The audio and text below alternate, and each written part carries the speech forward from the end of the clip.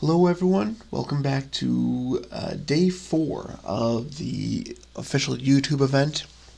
This is Devil King Owen from the official Supremacy 1914 community event server, and I just wanted to recap pretty much some things. This was a great cooling down period. A couple small wars finished off, but for the most part, it was a lot calmer. It almost seems like everything just sort of stabilized. I'm going to switch over to the morale map. That way we can get into this a little bit more.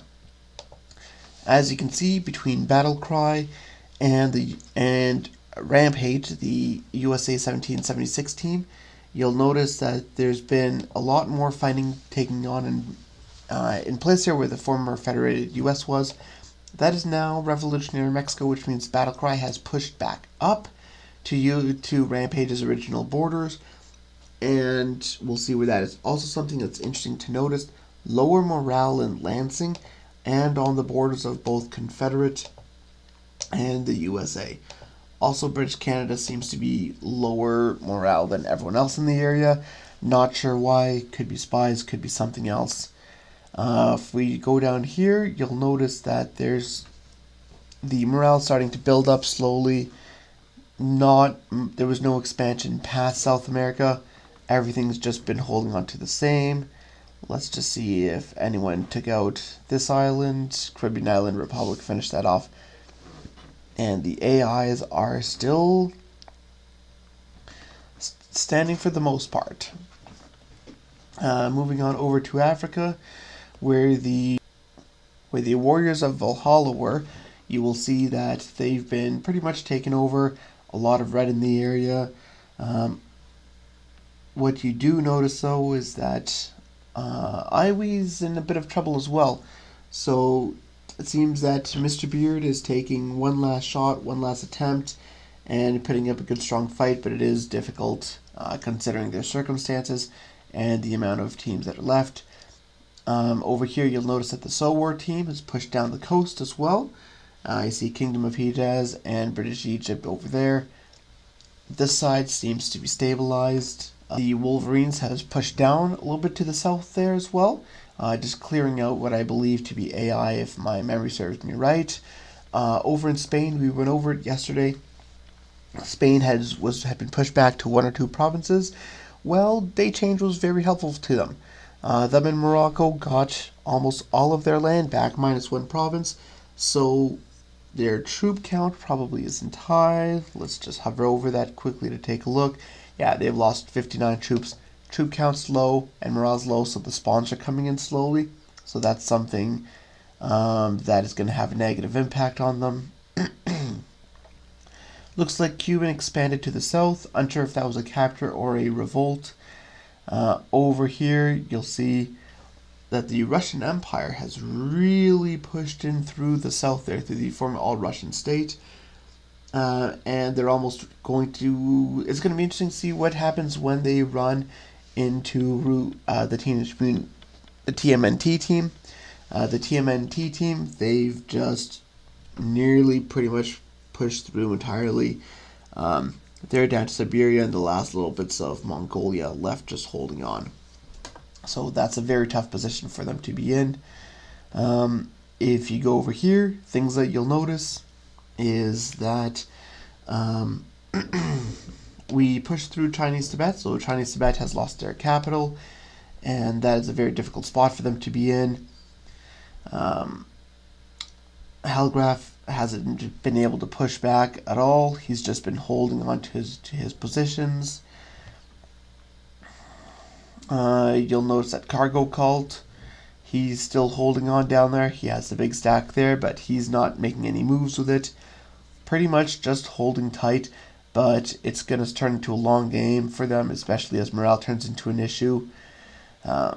Chinese Empire still has armies, still has troops, but as you can see right here, and I'm not highlighting how many troops are going through there, it looks like there's openings and gaps that are opening up, and soon they'll be in trouble as well. Quite frankly, it's turning into a numbers game that's not finishing off well for them. Let's just take a quick look through the newspaper quickly. See if there's anything of huge of importance. So it looks like the TMNT is also fighting Boot Brigade up on the north as well. Go through here. Mexico is pushing through AI. Angola and Congo are at war, with Congo winning quite handily. We went over the Republic of China and Tibet. Germany and Poland, I missed that one when I went through it. So it looks like Poland is taking losses and Germany has been moving forward. Seeing as just one province was captured, it looks like it seems to be going fairly slowly. That's just AI being cleared out. Again, you're seeing just a lot of AI being cleared out. Let's go down to where the revolts happened. For the rebellion section, it looks like a Korean island went over to Hokkaido, which is an AI. AI revolting to AI.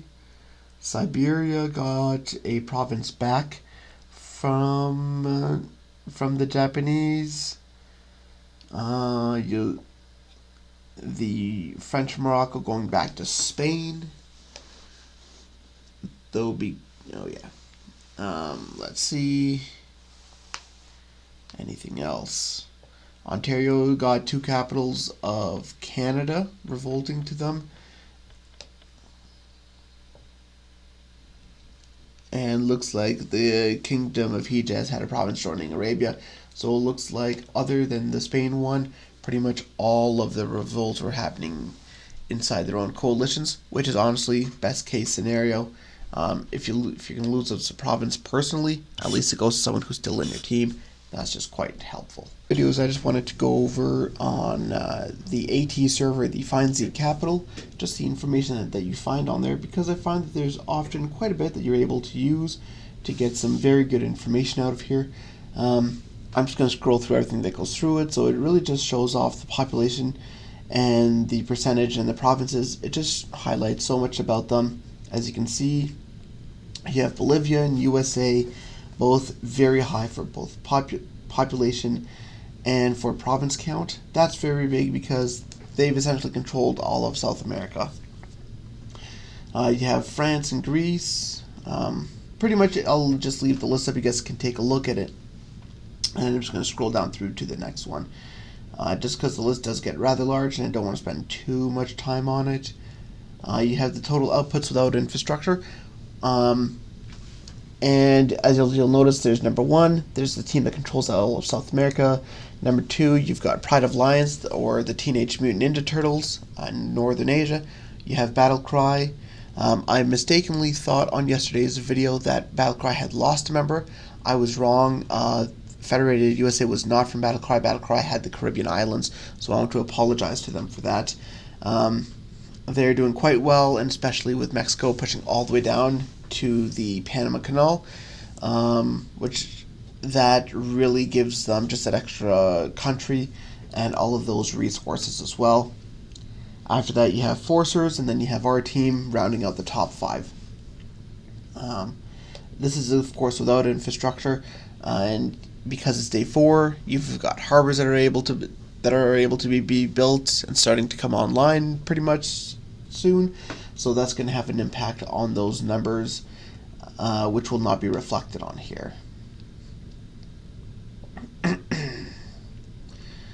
Next up, you've got the base generation, and that essentially just highlights again the exact same thing. The countries with the biggest expansions, those are the ones that are up top. Let's see. So I want to see where the highest individual team is. Let's see. So Bolivia comes in at 18. And then Brazil, then Manchuria, Mexico, Korea, Austria, Siam, East Africa. That's not a bad list to be on, but what it mainly shows is just how fast you're able to start the snowball effect. And honestly, those teams, the higher up you are, like there's really a gap here between even number 1 and number 3. Like that's 10 to 11 infantry per day.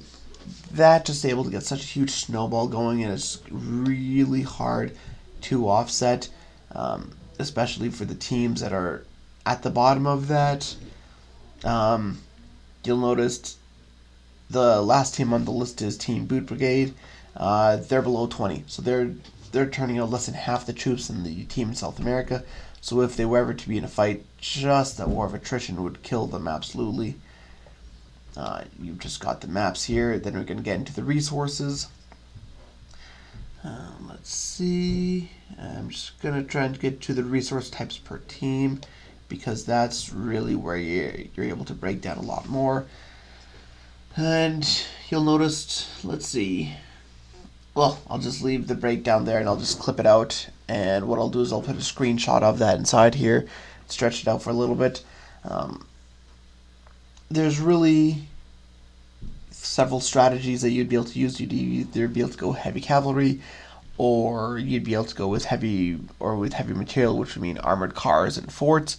And the strategies that you use would sort of be based off of that.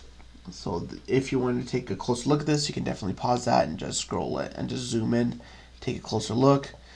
I'm also going to put the kills map, or the kill screenshot, bigger, as two separate screenshots, one after the other, so you guys can take a closer look at that. I'm also going to include a direct link to the Discord message, so you guys can go straight here and view it yourselves in the description. Just part of wanting to make sure that you guys can see that without having to do the search yourself. This right here shows the kills and losses. I'm just going to expand that because it really just highlights who's been fighting the most. As you can see, Battlecry, hyper efficient there. Who else has been very efficient? Forcers has been good. OS Akatsukas. Rampage has been solid. SGA less than the rest, but they got the win, which is almost more important. We're also floating around just below that 3 range as well. TMNT as well, but they've taken actually 59 losses, so that's not bad. They're still doing all right. And then we start getting lower down, and it's going to be the teams that are breaking even or the teams that are losing. With that, thanks for checking in, thanks for looking into the update, and I'll see you guys tomorrow.